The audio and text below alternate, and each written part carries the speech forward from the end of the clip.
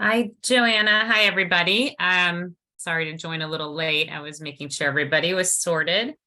Let me just make sure Joanna's a co-host here so that she can, as our moderator, unmute herself. 1 second. Joanna, are you able to unmute? I guess not, if we can't hear you. 1 second. Okay. You all can give me 1 second. I think I need to go back and make sure Joanna can join our session.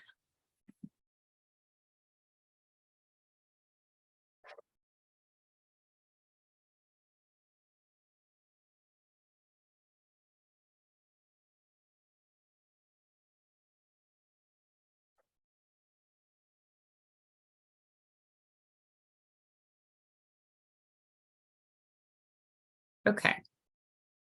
Let's just give her 1 second. As you all see on the screen, we've just got the title slide, but we have several presenters here. I just want to make sure they're all in the room and I'm able to unmute. I see Michael. I'm unmuted. Okay, great. I see, and Annika, if you could go ahead and just spotlight Luis. Okay. I'm here. Edel. Yeah. Perfect. And then I think Paul, I'm not sure if Paul or Sam are going to join from BOMA. I'm already here. Okay, great. Then we're all here. It's just Joanna that seems to be having some technical issues.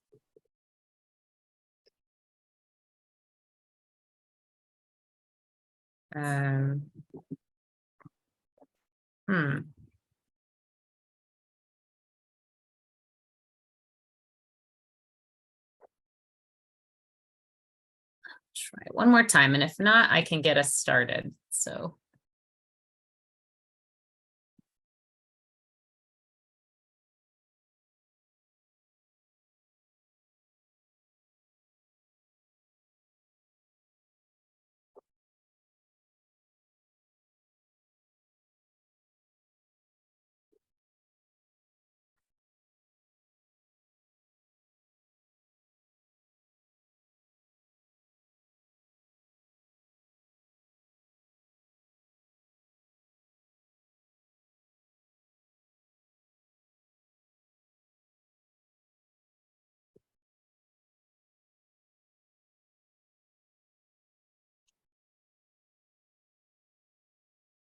Okay.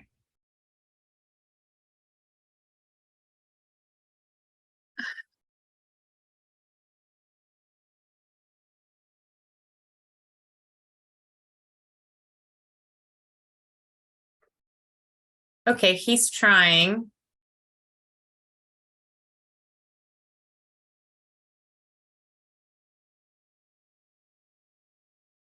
Okay.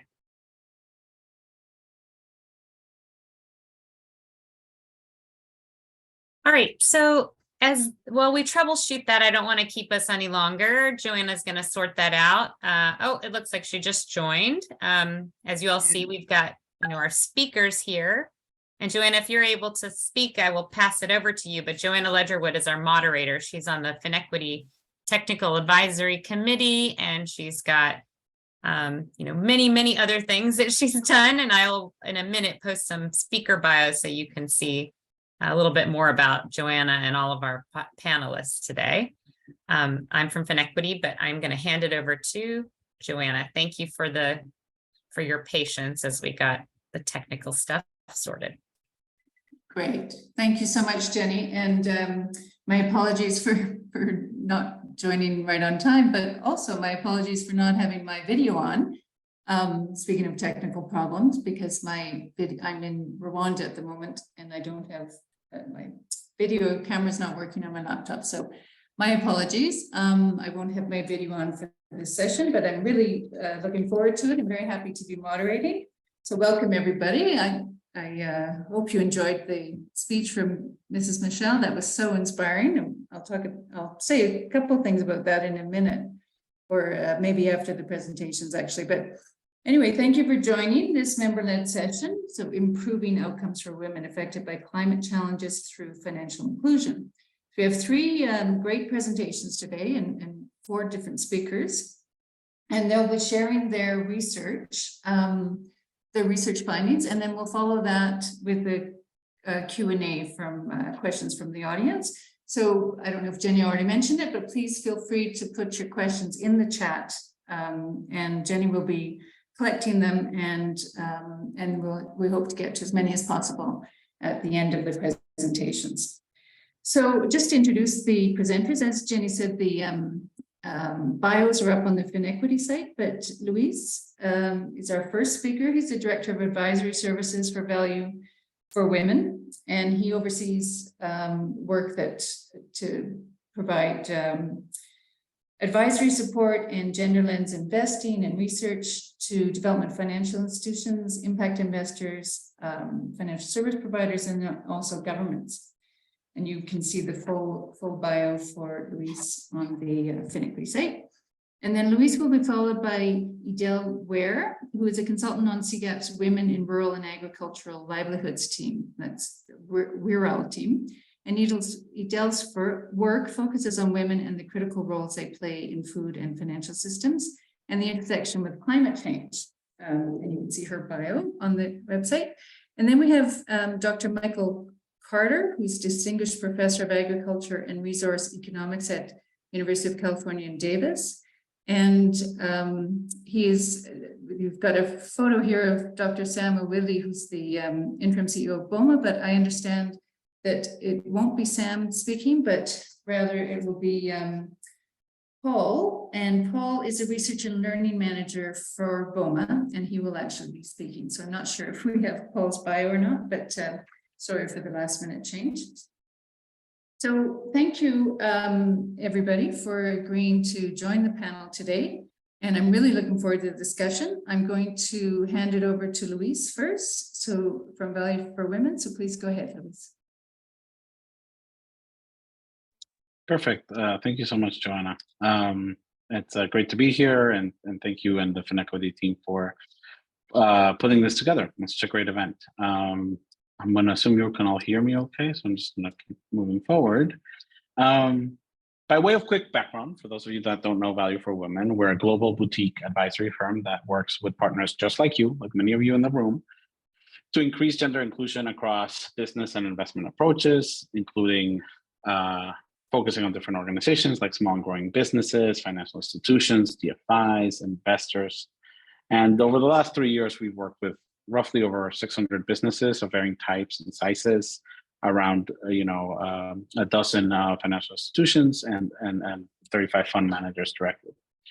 And as we reached our 10-year anniversary, and we can move on to the next slide, please. As we reached our 10-year anniversary, we launched a research initiative, which is generously financed by the Visa Foundation, aimed at uncovering a decade of our insights, but also insights from at least 80 key stakeholders in the field, investors, experts, academics, business leaders, women's entrepreneurship organizations, women's investing organizations. And so, and within, we have a few focus areas, and one of the focus areas will be is agriculture, climate change, and finance. And when we talk about climate change, I think particularly adaptation. And so what do we want? In the end, what we want as Value for Women is to know and to get to know more about and figuring out how do we get more enterprises in emerging markets that are trying to provide solutions for climate change, for financial inclusion, for agriculture, to build a gender lens into their DNA and the DNA of the solutions that they're developing. Anyway, you can see on the slide, there's a series of things we're doing. There's a lot of information that's going to come out. Please reach out to me if you're interested. Over the next couple of months, we're going to be releasing a lot of this, the insights and the publication. So happy to share that. So moving on to the next slide, please. So from our interviews and the literature, we find that through green and climate financing for agricultural businesses, different investors and donors should think about the following. including mechanisms and incentives for input loans that help women adapt their farms, right? Such as like different climate smart varietals, et cetera. Trade finance to ensure women have a market for their crops, and patient capital for storage and processing, which could be a major employment opportunity for women. And so those are three areas that we've seen. But perhaps most importantly, I think we find that there's no silver bullet financial product or fintech business model, at least that we found, that will solve women's vulnerability to climate change, along with other, not just that problem, but other challenges as well.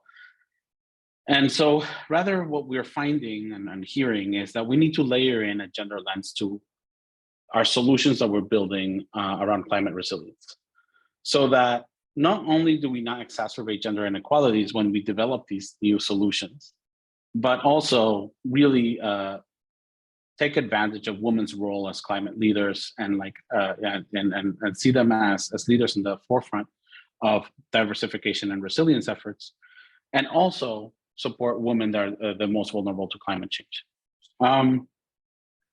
So today I'm going to give you a quick flavor of some building blocks or lack thereof in financial institutions and investors to implement these solutions, and give you two examples of how we can incentivize change in these types of organizations. So, for example, when we look back at some of our data, and we looked at our Gender Smart Nexus platform, which provides a gender self-assessment for different enterprises. Over the last year or two, we've collected data from like 200 enterprises in the ag, clean energy, financial, and social inclusion space. And we saw that of this very engaged sample, right? That means these are companies that are normally receiving impact investment financing. They're interested. They've come to this assessment for some reason. 40 to 60% of them have a gender commitment or strategy, but less than a third have allocated a budget to formalize that commitment. And of those that have implemented some form of what we call a gender forward business practice, such as designing products and services for women, 54% saw improved business outcomes. And you might be asking, well, what happened to the rest? Well, the rest, another 44% don't know. A few of them said they didn't see good business outcomes, but 44% don't know because they don't have the data, right? They don't have sex disaggregated data. Also, last year, with WIRAL, the CGAP team, and ISF, we looked at ag techs and digital agricultural platforms. And we found that even though some of the platforms are making adaptations in their offering to better serve women, only one platform we looked at was systematically sex disaggregating their data beyond basic information, and let alone using that data and then incorporating that data into their services, right? So if the solutions of tomorrow that are providing different digital and financial solutions to these, to climate change, to agriculture, that are supposed to be data first, right? Like if they can't do basic disaggregated analysis, how can we expect them to do more, right? These basic building blocks aren't there. And so there's no off-the-shelf solution, but we are finding that right-sized financing to SGBs in the agriculture space that are at the forefront of the climate crisis can be an efficient mechanism to support women's climate resilience.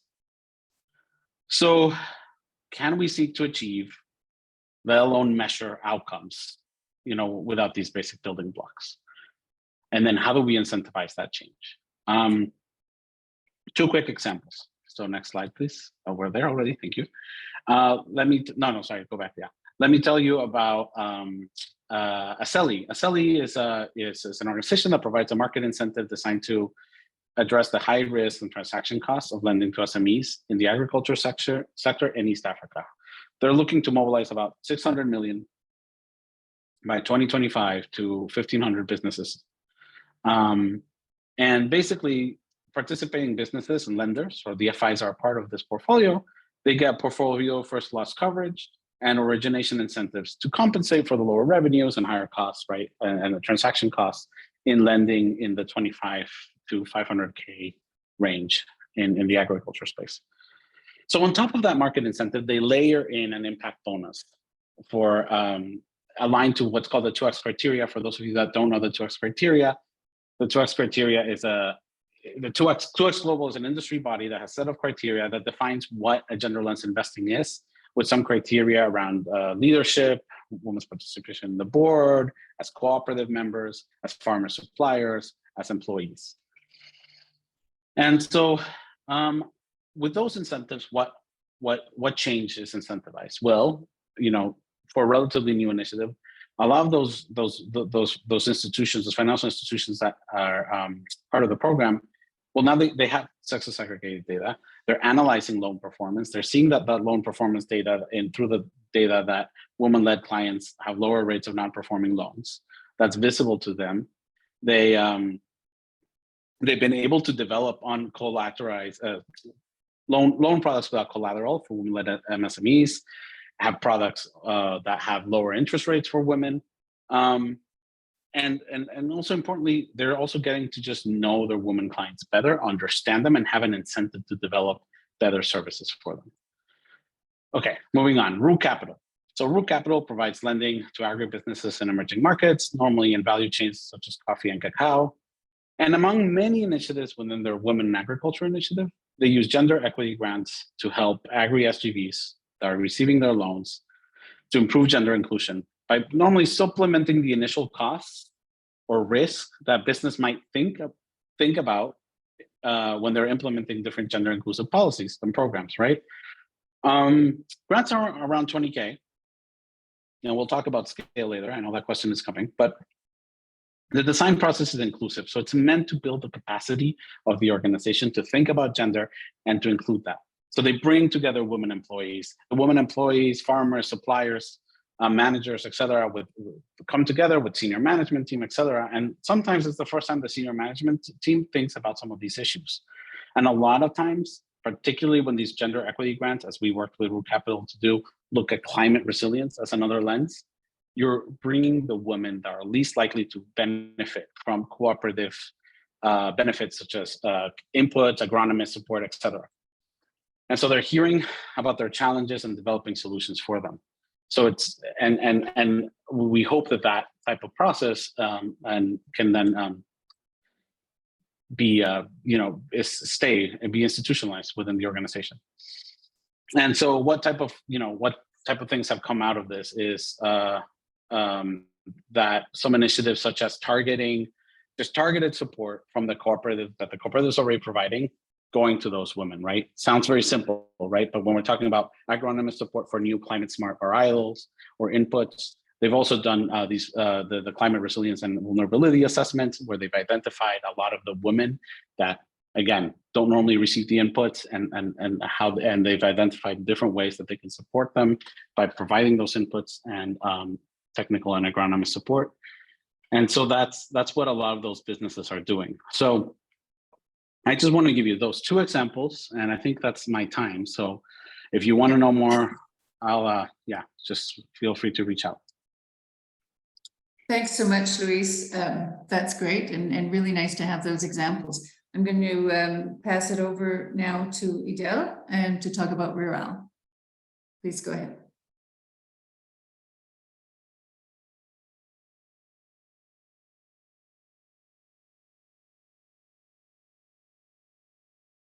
Hello, can you hear me?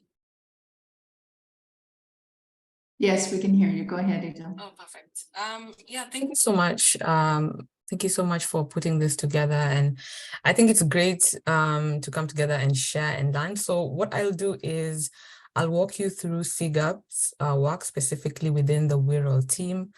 I'll give you a bit of background about who we are and what we do, and then maybe share two things that we think were very interesting learning points for us. And we'll do that through a case study. So as was mentioned, my name is Edel. I'm consulting with CGAP, and I have some of my colleagues here also on the call who feel free to post any questions on the chat and we'll answer them and also share resource learnings. So as many of you know, CGAP is a think tank that tries to address poverty alleviation, especially through financial inclusion. And the WIRAL team, which I'll get to, specifically focuses on women. And so who is WIRAL? I know it's sort of like a mouthful, but it's essentially an acronym for Women in Rural and Agricultural Livelihoods. And why do we focus on this, and why is this important?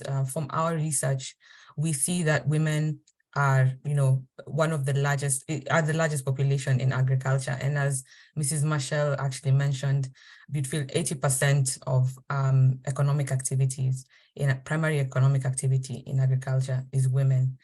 And so also women are highly distributed across the value chain. They come as laborers, consumers, and producers. So there's a lot of diversity to the type of women or the segmentation that we can put among women. And then we also think this is quite important because given the population, over 80%, we find that only about 7% of extension services target women, or 14% of donor resources target smallholder women. So there's a glaring gap there. And also women are highly vulnerable to climate change, which is actually a very interesting topic for us because we work at the intersection of climate change. If you think of the most affected by this. So before I get into our key learnings, I'll just talk about how CGAP works within women in rural agricultural livelihoods. And so we do literature reviews, we conduct provider interviews, we document case studies, 2 of which I'll share during this conversation, to enable FSPs to better tailor products that respond to women, specifically with regards to climate change. In the plenary, it was mentioned that why are we burdening FSPs? And one of the remarks was that maybe we are not guiding them well enough. And so we'll share what has worked and actually even what hasn't worked in our case. So I think we can go to the next slide. Yeah, so the 2 key learnings, we had, I think, 5 overall learnings last year and over the course of the last few years, but we wanted to highlight 2, women and social norms and women and climate change. Social norms is something that many of you have come across in your work, and it feels like one of those barriers that is either too big to address or too far off, removed for an FSP maybe to tackle. And so I want to share with what we've learned about, designing digital business models that address some of the systemic barriers, or rather how to design around them. And some of these barriers, when we talk about social norms, are things that are tied maybe even in legal issues. So for example, things like land ownership, having IDs. This is where you'll find women less and less represented. And then the other issue that we wanted to raise is women and climate change. This is something that, is the theme, if I can say, of this 2 days. And we want to make sure that we are designing, or we are advising FSPs to design climate smart solutions that address women's need, but not only address their needs, but provide some sort of value to the women, understanding that women at the end of the day are consumers. And so whatever we provide to them needs to make sense and also add to their day-to-day life rather than take away or become a burden. And so I'll just jump into the first case study with that. So this case study, or this research that we did and piloted was in Nigeria with Agromol, and it was around trying to create a fully digital credit scoring tool. And we worked with Agrifin to do this. So how we approached this was, we realized that from research, we realized that, or even just from observation, we realized that women, have little access to some of the productive assets, and especially land. Land ownership is low. In Nigeria, it's about on average 20%. And this goes beyond even land, but then you can be like, you can think about the productive assets. But we wanted to tackle the issue of land specifically because it's closely tied to credit. A lot of FSPs still use a very traditional way of providing credit, which is collateral, which is essentially land. And if women have only 20% of that, you can sort of do the math on how many women can access credit. And so the motivation was to try and try and get data from these women that then can be used to aggregate and provide an alternative scoring model so that women can use this platform. Now, I would love to say that, you know, we engaged women and there was a huge uptake of this product, and women started taking up more loans and, you know, all these things. But the sad reality is there were some social norms that were a blind spot in the first pilot that we are looking to address going forward. And that's basically that the uptake of loans, it didn't increase as expected. And why is this? So what we were trying to do was to remove the burden of having land from women. But what we missed was other social norms, which is the burden of seeking permission that we found many women needed to access even the product that we had, or even to onboard them. And so while we did manage to target 30% of the population that were onboarded into this credit scoring tool were women, it wasn't as high as we had anticipated. We were aiming for over 50%, around 60%. So that was one thing. And then engagement was pretty low. And we found out that there are certain gatekeepers that we needed to work with, or at least address as we are designing some of these products. And so what we do going forward is identifying the key gatekeepers who tend to be men, and this could be chiefs, local authorities, or working with points of influence who unfortunately tend to be skewed heavily towards men. And that's something that I think is worth sharing for the people in this group when we're designing products or engaging with women. I'll move on to the next case study. So that was addressing, Agromol was addressing credit scoring and social norms, but we wanted to look at the full suite of social norms. The second one is around climate smart products. And this was a project with Sistema Bio, Action, and the WIRAL team. And the goal was to design financial product that expanded women's access to time saving and climate smart assets. And I want to emphasize the time saving because one of the barriers that we found in our research around climate change and how it affects women is labor. Women tend to be disproportionately distributed within labor. And if you think specifically around energy, whether it's collecting firewood, cooking, so there's a lot of time that women spend attending to household needs. And so we wanted to find a way that how can we reduce the labor, the time labor for women, and what kind of products can we offer them that can do this while still addressing climate change. And so the idea was a biodigester. And the biodigester, we thought it would touch on three key points for women. So socially, the reducing the unpaid time spent on unpaid labor.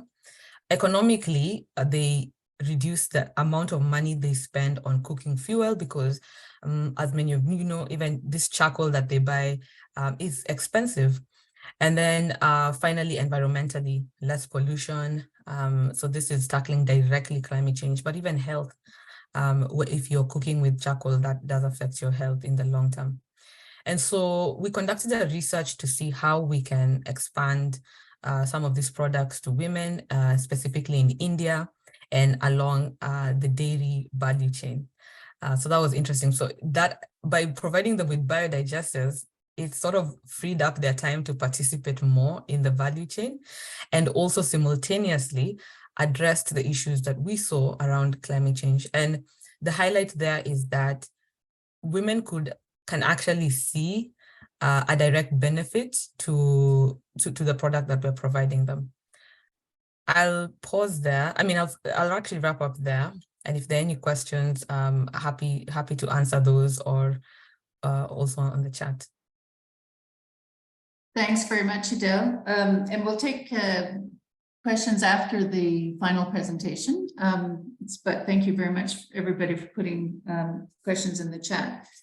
I'm going to turn it now to our last presentation of the session and invite Michael and Paul to present their research in Kenya. Good afternoon, good evening, everyone. My name is Paul Bolu. As a research manager, as I indicated. In BOMA implements the Rural Entrepreneur Access Project, which is a highly data-driven, high-impact, gender-focused poverty reduction program in the arid and semi-arid lands of Africa. So over time, the REAP project, as we call it, has been adapted into 6 key products with different targets and intervention areas. For example, we have a product that's targeting youth. We have a program that is targeting nutrition. We have a product that we're developing together with government through the Kenya Social Economic Inclusion Program. We also have a product for refugees that we're implementing in Uganda.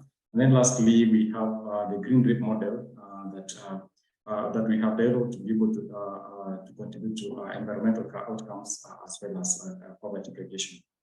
So REAP, as we refer to it, next slide, please. REAP has demonstrated long-term impacts on savings, participant savings. We see participants also growing business assets and also increasing overall household income. And this we see through evidence that we have collected, where we see that the impacts are sustained between 3 to 5 years after graduation. Next slide. So some of the strategies that women use to be able to reduce impact against climate shocks are, we see women diversifying their assets into some of the sources that are least impacted by climate change. For example, some of them taking up climate smart agricultural techniques. We also see that savings which women are able to accumulate in their village savings groups help in terms of cushioning their households during drought. And in some instances, we see them using this to rebuild back their businesses after a shock. We also see a lot of impact in terms of their ability to build social capital through the groups that they participate in. But one of the challenges that we continue to face is that during covariate shocks, we see a lot of dependence that comes up with these groups, where different community members are now looking up to them to be able to support. So this, of course, has an impact in terms of reducing their resilience capacity. And we have considered several strategies that can be able to use to support these women better, to ensure that their assets are protected. And one such strategies or pathways that we're looking at to be able to help the women better is through financial inclusion, where we see an opportunity in layering livestock insurance to be able to help these assets that have been acquired through REAP. And in doing this, we have piloted the index-based livestock insurance, that is IBLI. Index-based livestock insurance is developed for the pastoralist regions, and we see that the product is very much promising. However, one thing that we realize in the context that we work in, livestock is mainly owned and managed by men. So women have got very little decision making or authority over livestock. So one question that we ask ourselves is, what is it that now makes insurance attractive? What is it that would make insurance attractive to women who are just joining the REAP program? Another aspect that we also see is that there is lack of relevant, customized insurance products for the women, especially in the last locations where we work. And then another challenge which we also struggle a lot with is in terms of literacy. which impacts on their ability to be able to understand these insurance products, especially where it's packaged in a language that they do not understand. So one of the questions which we seek to answer in collaboration with Feed the Future Innovation Labs for Market Risk and Resilience, and as well as BRAC Institute of Governance and Development, Takaful Insurance and Livelihoods, can this insurance instrument be fully available for women? So this is what Professor Michael Carter is going to be take us through in the next slides of this presentation. Over to you, Michael. Okay, great. Thank you, Paul. Great to see you. And again, let me jump right in. And so the challenge that we faced is the kinds of activities that can be insured reside firmly in the male's domain. And so we ask ourselves, is there a way to work within the realm of what's insurable, but also make this insurance really make sense to women? The first thing we did, and it was not pretty to see a bunch of economists doing focus group interviews, but we spoke to women, and it took about 2 minutes in the course of a conversation for women to very strongly stress that they indeed, and the responsibilities they have within that economy, that they indeed are directly or indirectly exposed to rangeland risk.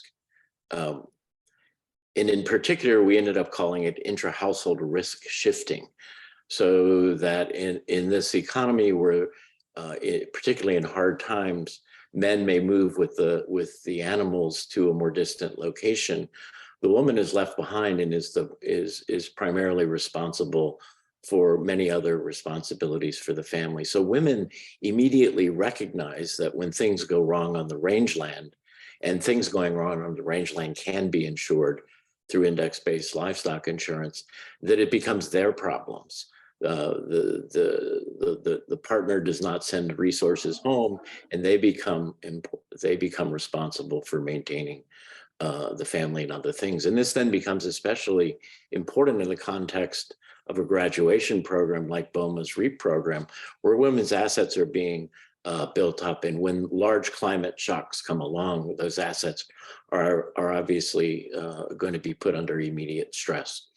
So as we took these insights that we got from talking to people, the first thing we did, and I'll say not too much about this, is we created a tablet-based game, which you see there at the bottom of your screen, a screenshot from it.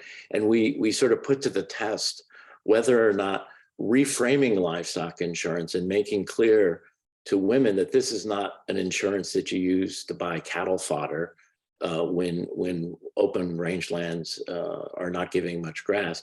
It's actually something that can also transfer resources to women.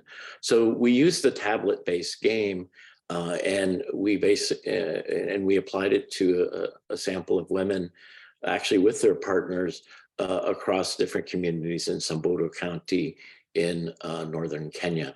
The graph on the right just shows that when we reframed the insurance in the game, that women were much more responsive, and it more than doubled the demand that they had for insurance when, again, not very surprisingly, when we reframed the insurance in a way that was speaking directly to their needs. So it's kind of nice to see this in a game. It's an incentivized game. People enjoyed it. People learned something, but the challenge was then, would this work in the real world? So next slide, please.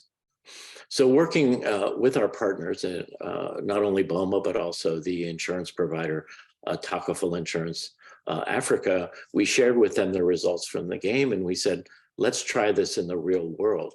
Let's see if, in fact, reframing insurance can make a difference. So the cartoon here is just a couple of bit of information we included in a comic book presentation we did in insurance. And basically you get the gist from these 2 boxes of the nature of the reframing. So 2 women are discussing rangeland risk. One woman is saying, we women are exposed indirectly to this kind of rangeland risk. We can't send our daughters to school. On the right side, a woman there is standing in front of the shop that she's built up, perhaps with support from the BOMA REAP program.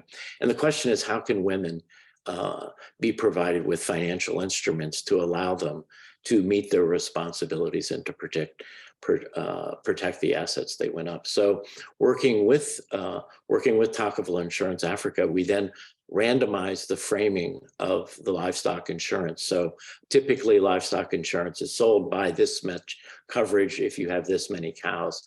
And we instead converted that into family units of cover. It turns out one family unit of cover was actually equivalent to 4 goats worth of cover, for what it's worth.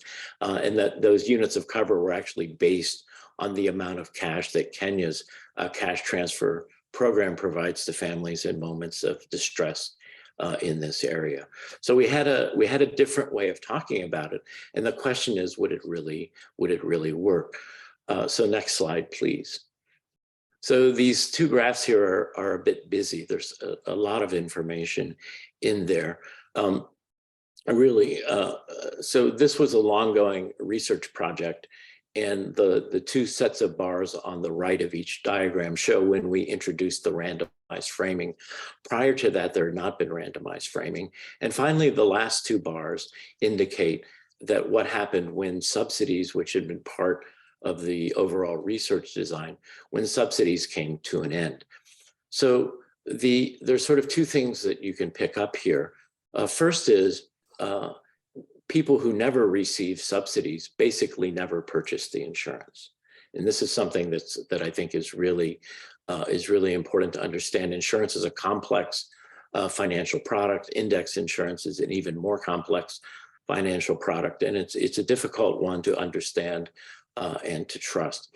The second is, when the subsidies came to an end, those households who had received subsidies and had also received the insurance framing, even though they had no longer had any subsidies available to them whatsoever, roughly 30% of the households in the regions where where the family framing was presented actually purchased the insurance or continued to purchase the insurance on their own. And only less than 20% did when the conventional livestock framing was used. So this to us is a really interesting kind of set of lessons, is that number one, when people have received— I'm just going to mention your just if you could wrap up. Yep, last sentence or Perfect. 2 sentences.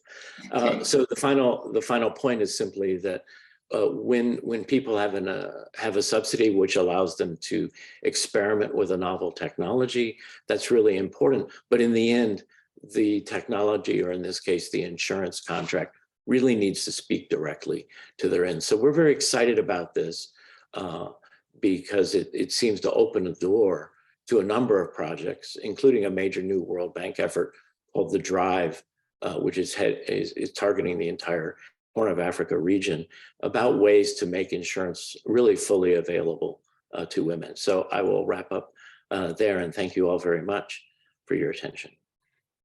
Thank you very much, Michael and Paul. That was really wonderful. And all 3 presentations, I think, provide some great examples of opportunities for improving women's clients' resilience through financial inclusion. And I would like to begin the discussion. We don't have a lot of time left, but I'd like to begin the discussion by just asking each of the presenters or presentations a question, and then we'll get to the audience questions. I noticed that some of the audience, or some of the questions in the chat, have actually already been answered, so that's great. But I just want to start with asking a question to each of you, and as I'm doing that, and as they're responding, please continue to put questions in the chat. That would be great. So my first question is for Louise, and I actually want to just pick up on something Mrs. Michelle said at the end, which I thought was really wonderful, where she mentioned that we really need to scale up. We need to amplify. And I loved her quote from Desmond Tutu: we need to expand the space of goodness. So Mrs. Michelle was really emphasizing the need to scale. So a lot of these things that we work on are all really, they seem to be wonderful and really beneficial to women, but it's not always clear how they can be brought to scale. So all of my questions for you are related to scale, and I'll start with Louise. You had said that financing to support women's clients' resilience must be coupled with non-financial services such as technology and inputs, and that flexible and patient financing and technical assistance is among the most efficient and scalable mechanisms to support women's clients' climate resilience. So I'm wondering if you can explain a bit just about how you see this going to scale. And in particular, I'm thinking it's really difficult for smallholder farmers to pay for training and technical assistance. And I think it's even more difficult for women, female farmers. So can you talk a little bit about how you see this going to scale, and specifically who would pay for the non-financial services, for the technical assistance and training? Thanks. Yeah, it's a great question that it's hard, it's hard to answer, but I think something that becomes clear today, and at Value for Women, we like to be very practical, right? And we don't shy away from saying things, talking about the easy pieces, the things that sound easy, which are very complex. So I'd say maybe there's two or three things. One is building how do you incentivize? So we were talking about incentives, right? How do you incentivize FSPs, businesses to take action? And we think about hearts and minds, right? So like hearts, minds, and then money, and how money moves hearts and minds. But I think we work a lot to build a business case to show, women, the women's market is profitable. There's this untapped opportunity. There's, we work a lot on that front. And I think different donors, DFIs, et cetera, have been financing that. And I think continuing on that front is great, more examples, et cetera. But then the financial incentives are really important. So I mentioned something like what Aseli does. So somebody does have to pay for that, right? The idea is that eventually it becomes, what we have to change is the way of doing business.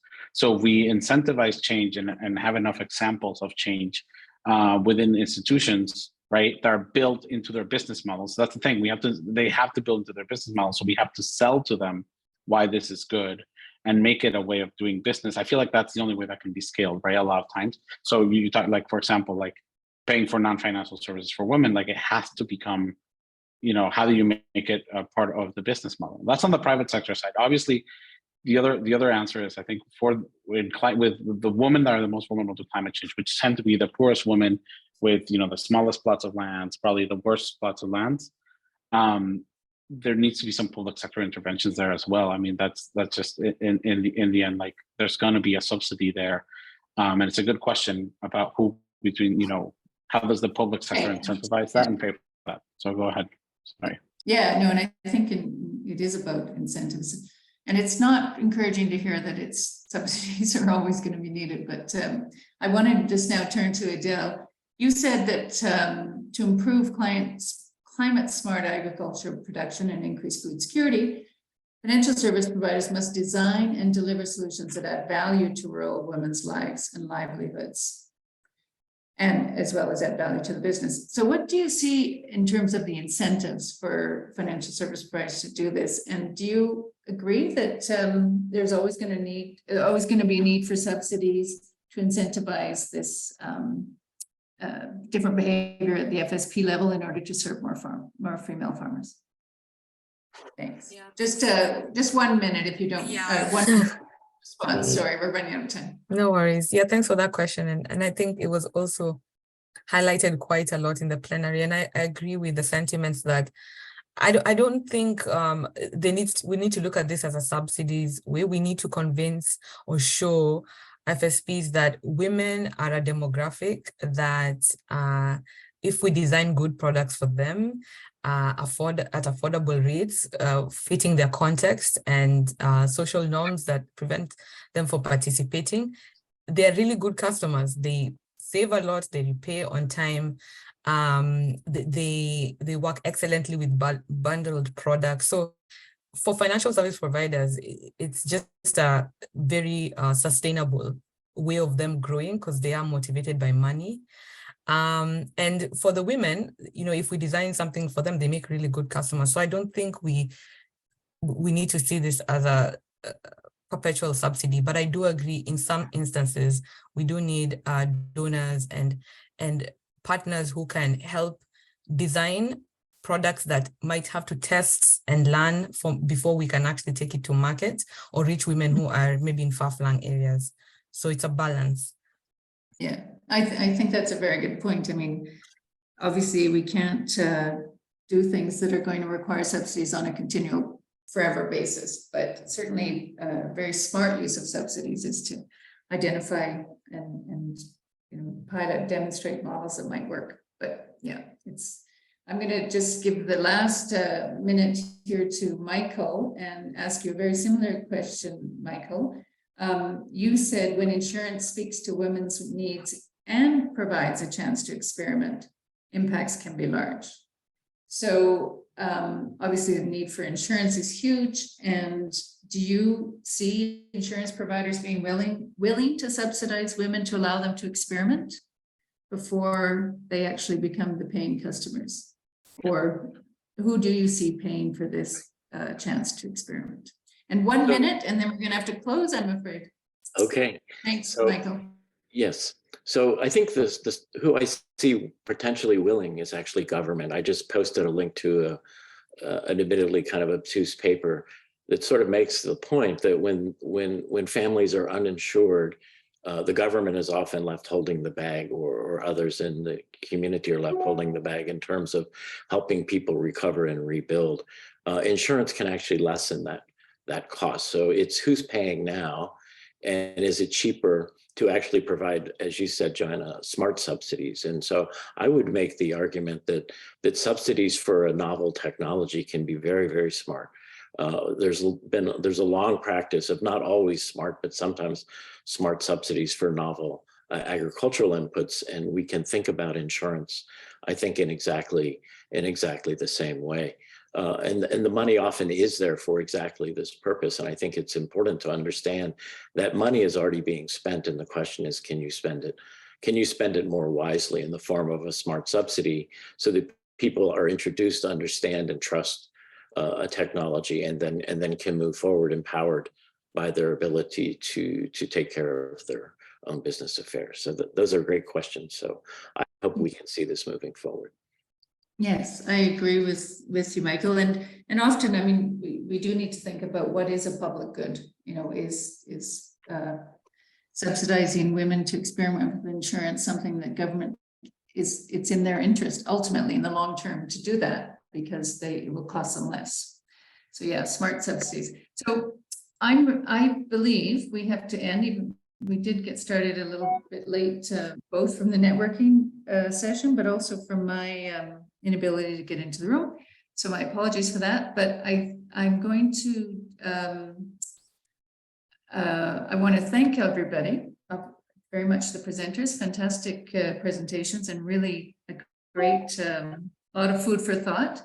And also the participants for your great questions and for listening and joining us. And I want to just quickly put it back to Jenny, and if there's anything else, Jenny, we need to do before closing. But thank you, everyone. Thank you, Joanna. And yes, it's great conversation. I've been taking note of the chat questions. So